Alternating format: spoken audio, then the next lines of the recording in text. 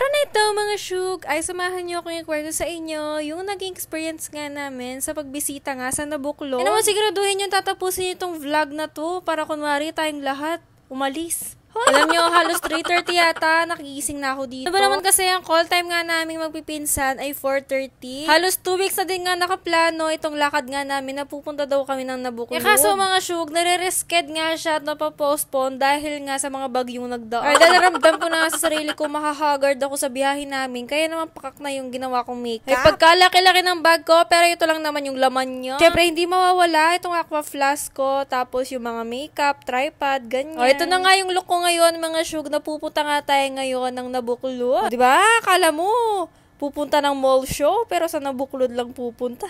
Charis! Nilagay ko na din nga sa Tupperware itong kanin dahil isa yun sa assignment ko dahil magpupukirat daw kami dun sa Nabuklod. Dun kami kakain. Ito nga ngayon yung itsura ng tricycle na dadalin namin mga syug. Kala mo magsiswimming. Halos kompleto na din nga kami dito lahat mga syug at inaantay na lang nga namin yung ate ko dyan. Pero syempre, bago nga kami umalis mga syug, kailangan natin ng pandesal. Buti na lang talaga na tsyempohan namin na nandito na nga si kuya. At alam nyo ba, anong oras na mag-alas 5 pa lang ng umaga. Hindi namin matansya mga syug. Sakto nga ba itong bibilin namin na 50 pesos. Pero malalaman natin mamaya pag nandun na tayo sa Nabuklod. Finally mga syug, kumpleto na nga kami at aalis na kami ngayon. Tignan nyo muna itong kuya. Pero dumaan nga muna kami ngayon dito sa may Planet Gas mga syug para syempre hindi tayo magtulak mamaya. At pagkatapos binombahan na din nga nitong pinsan ko yung tricycle niya. May mahirap na. Baka pagdating namin dun lasug-lasug na. Sa mga part na to mga syug, parang nasa 70% pa lang kami ng biyahe namin. Pero tignan nyo naman, ganito kadilim. Pagkatapos, bumaba nga sa tricycle tong mga to dahil hindi daw kaya. Sure ako mga syug, sa mga pumupunta ng Nabuklod, bumababa din kayo at naglalakad ng ganyan. Lalo na kapag hindi kaya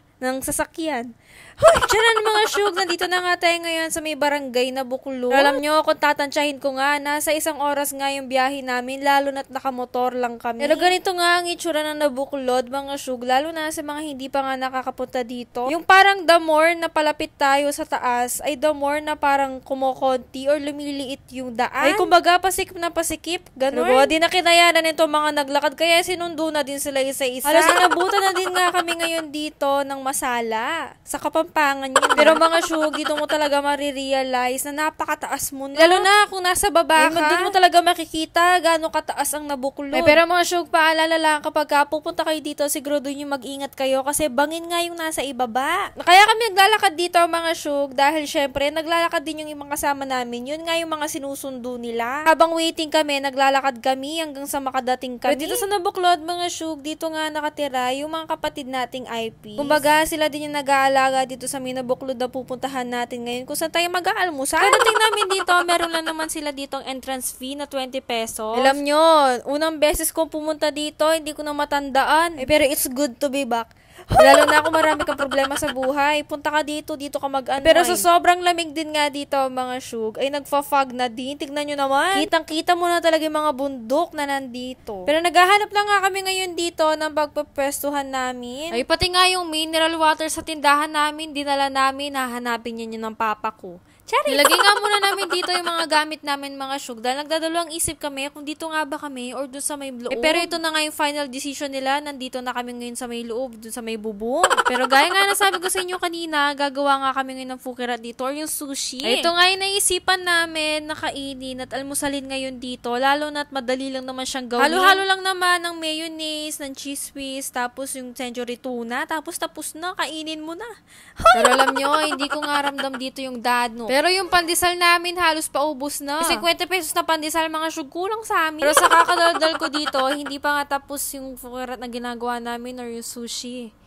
Uy, pero kasama nga pala namin ngayon itong dalawang to. Pinuntahan lang nila sa Nabuklod, yung pangunguan ng babagwa. Ay piniprepare na nga namin lahat ng kakainin namin para mamaya, syempre, sabay-sabay kaming kumakain at chill na lang. Meron din nga kami ditong ramen na noodles, mga syug. Oh, hindi kami naka-playlist. Charis! Pero insert nga sa dalawa kong kasama namin, si Ate Jella at saka Kuya Brickster. Tapos ko iniwan nyo kami sa Eri. Charis! So, nakaka-enjoy pala talaga yung ganito. Paminsan-minsan, lumalabas din kayong magpipinsan rugo. And finally mga syug, kumakain na din nga kami ngayon dito. Alam nyo, sulit na sulit talaga yung sushi. Gawin nyo din. Hoy! Pero habang kumakain kami dito mga syug, alam nyo ba anong topic na pinag-uusapan namin? Nag-uusapan namin yung mga nakisakay sa amin nung madilim. Habang papunta kami dito sa Nabuklod. Talaga napaka-horror story. Ayoko na pag-usapan. Pero imbis na pag-usapan namin yung horror story namin, habang papunta kami dito sa Nabuklod, panoorin na lang akong kumain dito. Natapos na nga kami kumain dito, mga syug. Napakadami nga nag-aabang sa amin. Tignan nyo naman, apat-apat. Pero syempre, marami din naman kami mga natirang mga kinain. O kaya habang nagliligpit kami dito, mga syug, meron kami mga pinapa-feeding program. Charis! At nga pala sa dalawang batang to. Tignan nyo naman, gano'ng ka-excited tong mga alaga nila dito, mga syug. Alam ko excited sila or talagang gutom na gutom lang. Pero syempre, bago nga kami tuluyang umalis, mga syug, ay hindi mawawala yung mga picture taking na yan. Lalo, tignan nyo naman, napakaganda nga ng view dito at napakalinis ng lugar. Pero dapat, tinitignan nyo din yung mga nilalakaran nyo. Naghanap kasi talaga yung piris dito, kaya mag-ingat-ingat ka lang. Ito nga pala yung zipline noon, mga syug. Kaso nga lang, hindi na siya nakabukas ngayon. Pero sumilip lang kami ng konti dito, tapos na. Ay, Diyos ko, mga syug, alam nyo to. Ay, hindi ka. Ito nga yung proof mo na pumunta ka na Nabuklod, magpapapicture ka dyan. Kapag ka dumungo ka nga sa ilalim nun, mga syug, parang mapipilay ka lang naman kung sakaling mahulog ka.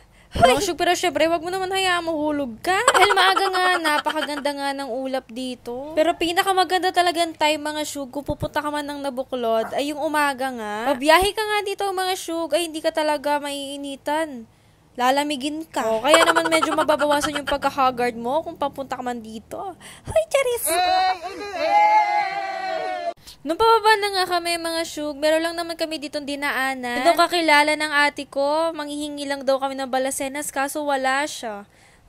Ay, tignan nyo naman nga yung view, mga syug, at daan nga dito sa may Nabuklod. Pero ito na naman nga yung mga kasama namin for the lakad na naman ng mga person. Dito na kasi yung tricycle. Kung alam nyo to, mga syug, dito nga madalas nagpo-photoshoot yung mga tao. Pero na kapag ka magde-debut sila, may wedding sila, or mga photoshoot na kahit ano. Password nga, mga syug, nag-stop over nga muna kami dito dahil para syempre, ma-refresh naman kami. Bibili lang naman kami dito ng melon kasi napakadami nga nalang tinitindang nakadisplay, nakakagutom tuloy. Pero napag-usapan nga namin na bago nga kami talagang tuluyang umuwi, mga syug, dadaan nga muna kami ngayon dito sa may Palakol. Nako no, itong mga batang to, walang kapaguran talaga pag magkakasama. Pero mga syug, alam nyo ba, ang pinaka-amazing dito? Amazing! Kaninang nasa taas kami or nasa Nabuklod kami, mga syug, tanaw na tanaw talaga namin yung ilog na to. Kaya naman tignan nyo nga yung tulay, imagine nyo. Kaninang nasa Nabuklod kami, mga syug, nakikita pa nga namin yung mga truck na dumadaan talaga dyan. Kaya naman talaga napakataas ng Nabuklod. Nabutan nga namin ngayon yung agos ng tubig dito na napakalakas talaga ng bongga. Kumbaga,